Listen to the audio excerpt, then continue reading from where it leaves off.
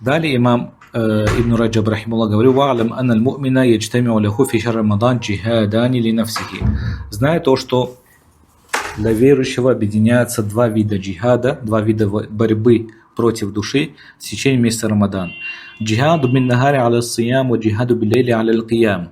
То есть в течение в течение дня Рамадана человек борется со своей душой во время поста, то есть при соблюдении поста, дабы соблюдать пост именно так, как желает Всевышний Аллах Субхану ва Тааля.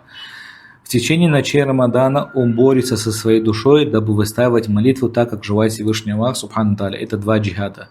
فمن جمع بين هذين الجهادين ووفى بحقوقهما وصبر عليهم وفي أجره بغير حساب.